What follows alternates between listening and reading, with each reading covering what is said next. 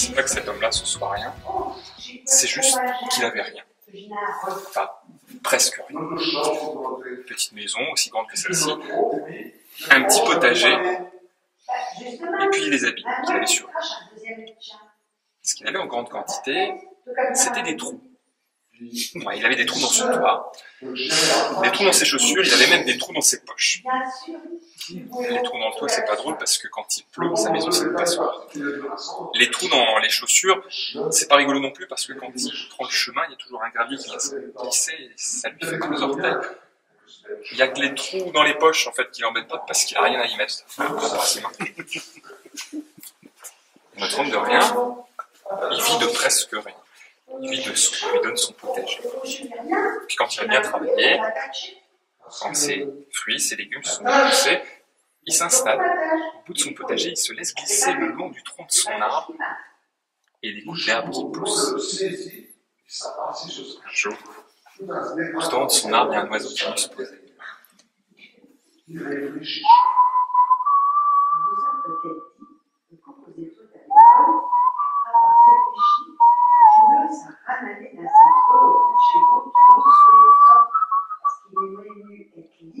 Alors l'homme de rien lui dit « Hé l'oiseau, et toi qui chantes si bien, viens sur la branche du bas et chante pour moi. » L'oiseau s'est envolé.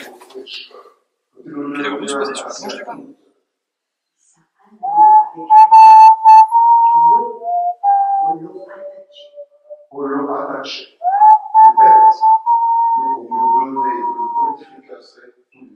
Alors l'homme de rien lui dit « Hé l'oiseau, toi qui chantes si bien, viens sur mon doigt et chante pour moi. » Alors l'oiseau s'est envolé, il est venu se poser.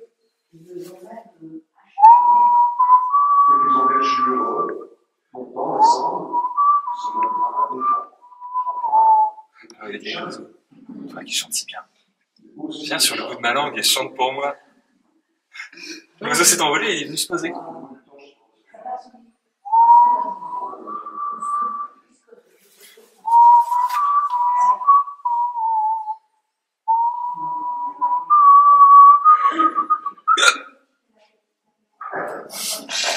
Ça lui avait tellement chatouillé sur le bout de la langue qu'il avait octé. Il a senti l'oiseau qui descendait, qui arrivait dans l'estomac. Forcément, l'oiseau prisonnier, il s'est mis à se débattre, il a écarté les ailes, et il a fouetté à l'intérieur de son estomac, et lui, ça le chatouillait. Alors, il s'est gratté, mais bon, comme le font les gens bien en société, vous savez, du coup des doigts comme ça. Et puis ça l'a gratté tellement fort qu'il s'est mis à se griffer le ventre, à se gratter comme un poulu, à se déchirer la chemise, et là, de son nombril, il y avait une plume qui pointait. Il a attrapé la plume, puis on voulait une deuxième. Puis la troisième arrivée. À force de tirer comme ça sur les plumes, ça lui avait fait mal. Il s'est dit quand même, un nombril avec des plumes, c'est pas commun. Il faudrait que je monte. Alors notre homme de rien, il s'est redressé, et puis il a marché. Il a marché vers la ville. Seulement ce jour-là, en fait, en ville, passait le roi. Le roi, c'était pas incommode. On n'avait pas le droit de le regarder. Celui qui croisait le regard du roi, celui-là, lui coupait la tête. Alors quand notre homme de rien est arrivé en ville, lui, tout ce qu'il a vu, c'est des fesses. Des rangées de fesses de gens qui étaient accroupis par terre et nés dans la poussière. Notre homme de rien, lui, connaissait pas la loi, alors il a marché sur la grande rue, il a avancé vers le roi l'a regardé, il a regardé le roi, et le roi, il a dit, on lui coupe la tête. Notre homme de rien, tu vois, pour avant de savoir ce qu'elle sait faire. Il a attrapé les trois plumes de son nombril.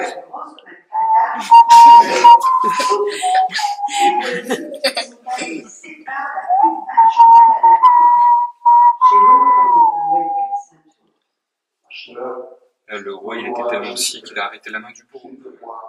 Il a décroché à sa ceinture une bourse pleine d'or. Il l'a donnée à l'homme de rien et le roi a continué son chemin. Notre homme de rien, avec la bourse pleine d'or, c'était devenu un homme de tout. Avec tout cet argent-là, il a acheté un château. Comme il restait encore beaucoup d'argent, il a acheté tout ce dont il avait besoin. Il a acheté tout ce dont il n'avait pas besoin. Il en restait. Et tout cet argent-là, il ne savait pas quoi en faire. Alors il l'a mis dans un coin du château et il s'est mis à faire comme le font les gens, même les gens fortunés, à s'ennuyer. Lui, quand il s'ennuyait, il sortait de son palais et allait dans son jardin. Il se laissait glisser le long du tronc de son arbre. Il déboutonnait sa belle chemise, il attrapait les 3 plumes de son nombril.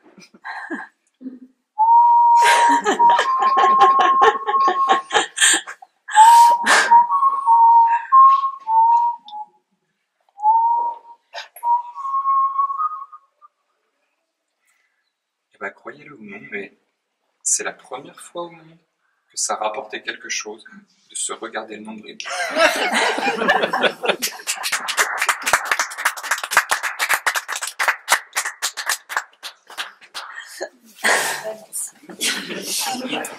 Je crois qu'on nous attend un peu plus loin.